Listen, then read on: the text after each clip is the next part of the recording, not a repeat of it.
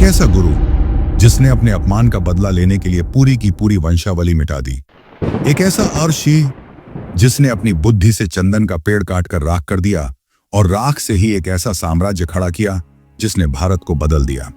दोस्तों, आज हम आपको बताएंगे आखिर क्यों चाणक्य ने शक्तिशाली नंद वंश का नाश किया और कैसे उनकी चालाकी, कूटनीति और दृढ़ निश्चय ने एक नए साम्राज्य की नींव रखी। मगध साम्राज्य के नंद वंश को भारत का सबसे अमीर और शक्तिशाली वंश माना जाता था। धन का भंडार, विशाल सेना और राजमहल की शान।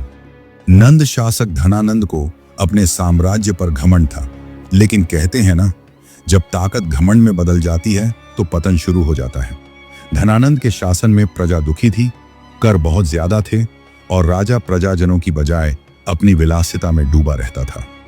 उसी समय तक्षशिला विश्वविद्यालय के महान आचार्य चाणक्य मगध दरबार में पहुंचे। उनका उद्देश्य था भारत को एकजुट करना ताकि विदेशी आक्रमणकारियों से रक्षा हो सके। लेकिन जब वे दरबार में पहुंचे तो धनानंद ने उनकी सादगी का मजाक उड़ाया और सबके सामने उनका अपमान किया। यहीं से कहानी ने मोड़ लिया। चाणक्य ने शपथ ली, मैं इस वंश का नाश करूंगा और एक ऐसे शासक को गद्दी पर बैठाऊंगा जो योग्य होगा। यह शपथ सिर्फ बदले की नहीं थी, बल्कि एक नए भारत के निर्माण की शुरुआत थी। अपनी यात्रा के दौरान चाणक्य की मुलाकात हुई एक युवा बालक से, चंद्रगुप्त। गरीब परिवार से आया यह बालक साहसी, तेज और महत्वाकांक्षी था। चाणक्य ने उसकी आंखों में वही आग देखी जो एक राजा की पहचान होती है। उन्होंने चंद्रगुप्त को शिक्षा दी, राजनीति सिखाई, कूटनीति के सारे रहस्य बताए और धीरे धीरे उसे गढ़ा एक महान सम्राट बनने के लिए।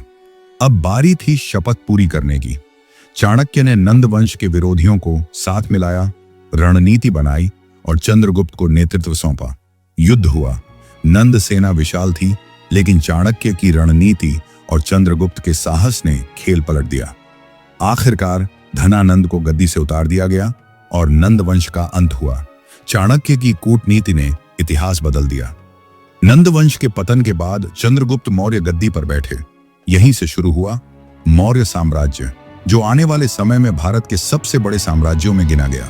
और पीछे खड़े थे वो महान रणनीतिकार जिनका नाम आज भी राजनीति और बुद्धि का प्रतीक है, आचार्य चाणक्य। दोस्तों, यह कहानी सिर्फ बदले की नहीं थी, यह कहानी थी दृढ़ निश्चय, रणनीति और उस आग की जिसने पूरे भारत का भविष्य बदल दिया। तो बताइए, आपको क्या लगता है, अगर चाणक्य का अपमान न हुआ होता तो क्या मौर्य साम्राज्य का जन्म हो पाता?